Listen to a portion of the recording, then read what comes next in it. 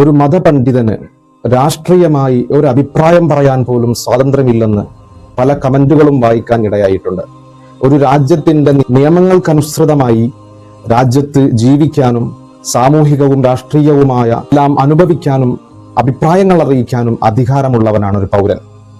ഒരു മതപണ്ഡിതൻ രാഷ്ട്രീയത്തെക്കുറിച്ച് അഭിപ്രായങ്ങൾ പറയുമ്പോൾ ആ വിഷയങ്ങൾ അറിയണം എന്ന ഒരു നിബന്ധന അതിലുള്ളതോടൊപ്പം അദ്ദേഹത്തിന്റെ മതപരമായ കാര്യങ്ങൾ സൂക്ഷ്മത പാലിക്കുന്നതോടൊപ്പം രാഷ്ട്രീയപരമായ അഭിപ്രായങ്ങൾ പറയാനും അദ്ദേഹത്തിന് സ്വാതന്ത്ര്യമുണ്ട് എന്നുള്ളത് വളരെ വ്യക്തമാണ്. ബഹുമാനപ്പെട്ട മൗലാന നജീബ് മൗലവി കേരള മുഖ്യമന്ത്രിയുമായി ബന്ധപ്പെട്ട് സംസാരിക്കുന്നു.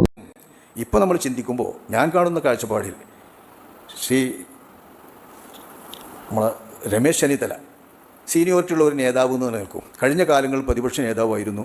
ആ പ്രതിപക്ഷ നേതാവിൻ്റെ സ്ഥാനം അദ്ദേഹത്തിൽ നിന്ന് വാങ്ങിയാണ്, എടുത്തു മാറ്റിയാണ് യഥാർത്ഥത്തിൽ വി ഡി സതീശന് നൽകിയത്. അപ്പോൾ ആ നിലയ്ക്ക് ചിന്തിക്കുമ്പോൾ എനിക്ക് കിട്ടേണ്ടതാണെന്നുള്ളൊരു അവകാശവാദം ഉന്നയിക്കാൻ രമേശ് ചെന്നിത്തലയ്ക്ക് ഒരു കമ്പൊക്കെ ഉണ്ടാവും, കുറച്ച് സീനിയോറിറ്റിയുള്ള നേതാവ് എന്നുള്ള നിലക്ക്. പ്രതിപക്ഷ നേതാവ് എന്നുള്ള നിലക്ക് ഇപ്പോൾ മുന്നണി അധികാരത്തിൽ വരാൻ വേണ്ടി പരിശ്രമിക്കുകയും മുന്നിൽ നിൽക്കുകയും ചെയ്ത ഒരു ലീഡർ എന്ന നിലക്ക് അദ്ദേഹത്തിനാണ് അത് കിട്ടേണ്ടതെന്ന് അദ്ദേഹത്തിനും തോന്നും, അദ്ദേഹത്തിൻ്റെ ഇഷ്ടക്കാർക്കും തോന്നും, പൊതുവിൽ വീക്ഷിക്കുന്ന എല്ലാവർക്കും തോന്നും അദ്ദേഹത്തിനാണ് വേണ്ടതെന്ന്. ശ്രീ കെ.സി. വേണുഗോപാൽ ഈ കൂട്ടത്തിൽ വരുന്നത് എന്നെ സംബന്ധിച്ചിടത്തോളം കേൾക്കുമ്പോൾ അദ്ദേഹത്തെ പറ്റി ഉണ്ടായിരുന്ന നല്ലൊരു മതിപ്പുണ്ട്. ആ മതിപ്പിന് ഒരു പ്രയാസം ആണ് വാസ്തവത്തിലുണ്ടായിട്ടുള്ളത്. അദ്ദേഹത്തിന് കിട്ടേണ്ടിടത്തോളം കോൺഗ്രസ് ഹൈക്കമാൻഡിൻ്റെ ഭാഗമായിട്ട് കേരളത്തിൽ നിന്ന് ഏറ്റവും അറിയപ്പെടുന്ന ഒരു നേതാവാണ് ശ്രീ കെ.സി. വേണുഗോപാൽ.